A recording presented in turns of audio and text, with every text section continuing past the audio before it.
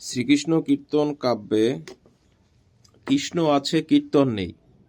শ্রীকৃষ্ণ কাব্যের বিষয়বস্তু। শ্রীকৃষ্ণ কীর্তন কাব্যে রাধা চরিত্র বিশ্লেষণ করো।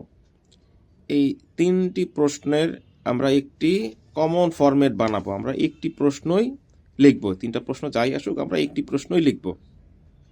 আবারও বলি প্রশ্ন তিনটি। শ্রীকৃষ্ণ কীর্তন কাব্যে কৃষ্ণ আছে, কীর্তন নেই। শ্রীকৃষ্ণ কাব্যের বিষয়বস্তু রাধা চরিত্র বিশ্লেষণ করো। তিনটি প্রশ্ন। অনন্ত বড়ু চণ্ডীদাস কর্তৃক রচিত শ্রীকৃষ্ণ কীর্তন কাব্যে রাধা রক্ত মাংসে গড়া প্রেণ তাপে সঞ্জীবিতা রাখাল কৃষ্ণের সংস্পর্শে রাধা বিকাশিত হয়েছে।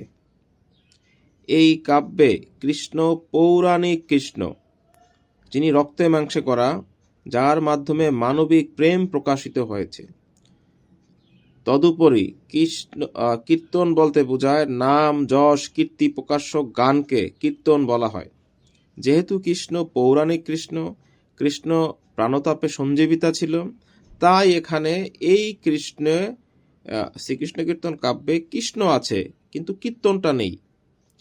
শ্রীকৃষ্ণ কাব্যের তার বিষয়াদির বর্ণনা থেকেও আমরা ধারণা লাভ করতে পারি যে এখানে কৃষ্ণ আসলে মানবিক কৃষ্ণ, মানবিক প্রেমের কৃষ্ণ, দেবলীলার কৃষ্ণ নয়, মানবিক লীলার কৃষ্ণ ছিল। তাম্বুল খণ্ডে রাধা কৃষ্ণ বরাইয়ের মাধ্যমে রাধাকে প্রেমের প্রস্তাব স্বরূপ তাম্বুল পাঠালে রাধা এ তাম্বুল পদপিষ্ট করে, এ তাম্বুল ফিরিয়ে দেয় এবং বরাইকে সে চর মারে। তারপরে আমরা দান খণ্ডে আমরা দেখতে পাই খাজনা আদায়কারী রূপে কৃষ্ণ যখন রাধার পথ আটকে দাঁড়ায়, রাধার নানা স্থানের বর্ণনা বিকৃত ভাষায় দেয়, তখন রাধা কৃষ্ণের দিকে আঙুল তুলে বলেছিল,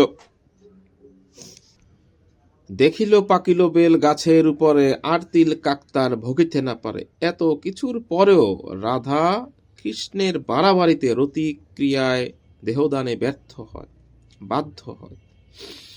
নৌকা খণ্ডে ছদ্মবেশী কৃষ্ণের নৌকা পারাপারের মাধ্যমে রাধা আবারও দেহদানে বাধ্য হয়, তবে এবার তিনি বরাইকে ঘটনাটা তিনি জানাননি। দান খণ্ডে যে দেহদানে বাধ্য হয়েছিলেন তা তিনি বরাইকে জানিয়েছিলেন, কিন্তু নৌকা খণ্ডে তিনি আর বরাইকে জানাননি। ভার ও ছত্রখণ্ড, এই দুইটা খণ্ড আমরা একসাথে বলবো। ভার ও ছত্রখণ্ডে রাধা কৃষ্ণের প্রবৃত্তিতে ইন্ধন জুগিয়েছে। বৃন্দাবন খণ্ডে রাধা বারবার কৃষ্ণের সান্নিধ্য পেতে তিনি বৃন্দাবনে ছুটে গিয়েছেন। বংশী খণ্ডেও রাধা বারবার স্বেচ্ছায় বৃন্দাবন খণ্ডে তিনি গিয়েছেন রাধার মোহন বংশীর ধ্বনিতে।